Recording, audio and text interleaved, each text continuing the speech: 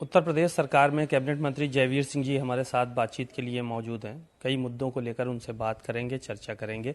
कल एक बड़ा घटनाक्रम सामने आया। अखिलेश यादव जयप्रकाश नारायण की प्रतिमा पर माल्यार्पण करने के लिए गेट फांद कर पहुंचे, दीवार फांद कर पहुंचे और वहां पर कई कार्यकर्ताओं को चोटें भी आईं। कार्यकर्ताओं ने उग्रता दिखाई और टीन शेड वगैरह भी वहां से उखाड़े। बात करते हैं। सर, कल अखिलेश यादव की तस्वीरें आपने देखी होंगी, आपकी जानकारी में आया होगा। जो इस तरह से चीजें हुई हैं उसको किस रूप में देखते हैं आप लोग और सरकार कैसे देखते हैं? देखिए, पार्टी हो या व्यक्ति हो, मूल चाल चलन, सिद्धांत, आदर्श या उसका रवैया जो रहता है वो बदला नहीं जा सकता। समाजवादी पार्टी का जिस तरह का चाल चरित्र रहा है वही कल सामने देखने को पूरे प्रदेश और देश को मिला है। कानून को तोड़ना, और चलिए कार्यकर्ता तोड़ते अलग विषय था, उनकी पार्टी के राष्ट्रीय अध्यक्ष जो स्वयं को बताते हैं उनके द्वारा तोड़ा जाना, कूद फांद करना, बिना अनुमति के जाकर के जबरन उसमें घुस जाना, तोड़ फोड़ करना, कराना, ये सब मैं समझता हूँ कि भारतीय लोकतंत्र के लिए और किसी भी पार्टी के चाल चरित्र के लिए अच्छी बात नहीं है। वो असली चेहरा जो इनका मूल रहा है वो पूरे देश और दुनिया ने देखा है। कल प्रदेश की जनता देख रही है इनका आचरण।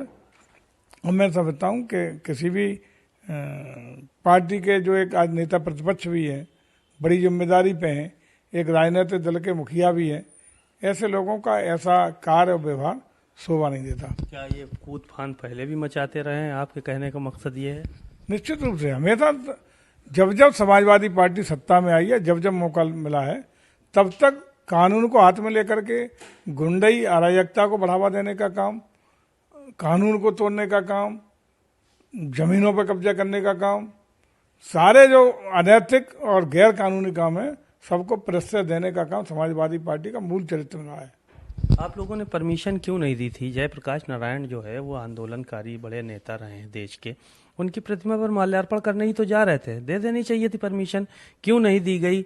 और हवाला जो दिया गया वो तो एलडीए की तरफ से अजीब सा हवाला था कि वहाँ झाड़ियाँ उगी हुई हैं इसलिए हम नहीं जाने देना चाहते हैं, सुरक्षा कारणों से नहीं जाने देना चाहते हैं। तो ये पहले परमिशन दी गई फिर कैंसिल की गई, तो इसके पीछे कहीं ना कहीं राजनीति से प्रेरित बता रहे हैं अखिलेश यादव इस बात को। परमिशन क्यों नहीं दी गई वहाँ? देखिए, इसमें कोई राजनीति नहीं है, प्राधिकरण के और पार्टी के बीच का मसला है। क्योंकि वो ऐसा स्थान है जो काफी समय से जहाँ काम रुका हुआ था, पुनः नया निर्माण का कार्य सरकार ने शुरू कराया है।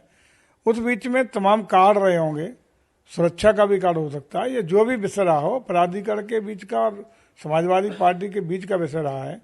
लेकिन ऐसे छोटे चीजों को इशू बनाने का काम अखिलेश जी को नहीं करना चाहिए था, ऐसा मेरी राय है। अष्टमी के मौके पर आप लोग रामायण का पाठ कराने जा रहे हैं जिलों में, बजट भी संस्कृति विभाग की तरफ से दिया जाएगा। तो पिछली बार भी दिया गया था, उसमें बड़े आरोप लगे थे आप लोगों पे कि 10,000 रुपए दिए एडवांस के तौर पर, उसमें क्या होगा? एक मंदिर में नहीं हो पाएगा रामायण का पाठ, वो तो पूरे जिले के मंदिरों में कैसे होगा? तो अब की क्या कुछ बजट बढ़ाया जाएगा? देखिए, 14 से 15 अक्टूबर से 24 अक्टूबर तक पवित्र 9 दिन देवी के हैं, जिनमें पूरे श्रद्धा भाव से पूरा देश, पूरा प्रदेश के लोग मंदिरों में जाकर के देवी के प्रति अपना व्रत भी रखते हैं, निष्ठा से वहाँ पूजन अर्चन भी करते हैं। उसी की दृष्टि से सनातन संस्कृति को बढ़ावा देने के लिए और खासकर महिला शक्ति जो है, बालिकाएं, महिलाएं, उनको मिशन शक्ति के अंतर्गत, एक मिशन शक्ति पूरे देश में भारत सरकार की योजना के अंतर्गत संचालित है, उसी के अंतर्गत ये प्रयास किया जा रहा है कि एक एक मंदिर पर जो भी हमारे सनातन संस्कृति के पुराने स्थानीय कलाकार हैं, वहाँ स्थानीय जो मंडलियाँ हैं, भजन कीर्तन करने वाले हैं, स्थानीय पुजारी हैं, उनके द्वारा स्थानीय कलाकारों के माध्यम से वहीं की जिला पर्यटन संस्कृति परिषद के द्वारा विभिन्न जो प्रतिष्ठित हमारे मंदिर हैं वहाँ इस तरह के कार्यक्रम आयोजित करने का निर्देश सरकार के द्वारा निर्णय लिया गया है। और जिलाधिकारियों को, मंडलायुक्तों को इसकी जिम्मेदारी दी गई है कि इस तरह के व्यापक रूप से कार्यक्रम आयोजित हों ताकि हमारी सनातन संस्कृति और मिशन शक्ति का अभियान तेजी के साथ अग्रसर हो सके, महिलाओं को सम्मान मिल सके, उनकी आस्था को सम्मान मिल सके और हमारी पुरातन संस्कृति, सनातन संस्कृति को और बढ़ावा मिल सके, इसका प्रयास किया गया है।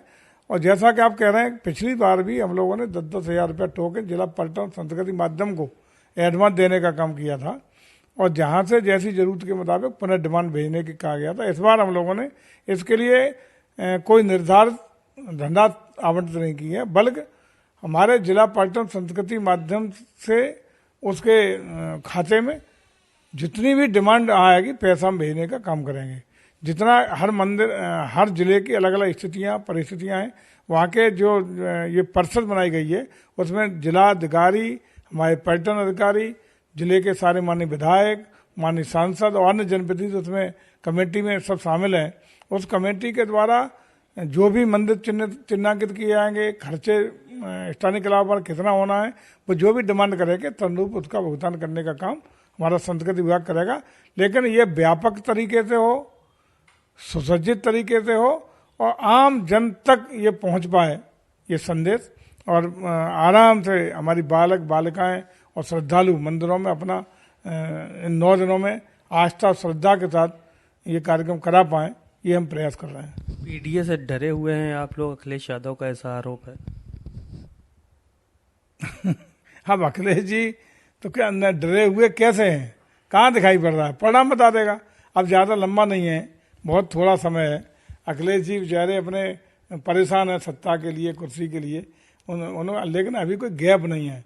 आदरणीय मोदी जी के नेतृत्व में देश का विश्वास, अगाध श्रद्धा पूरी तरह विद्यमान है।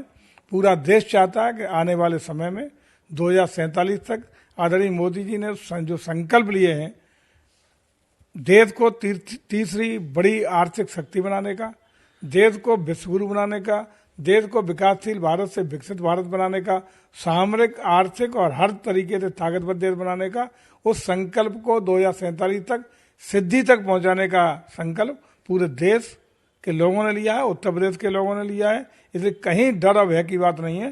पूरे देश और प्रदेश की जनता का रुख आदरणीय मोदी को 2024 में पुनः अपना प्रचंड समर्थन देने का है।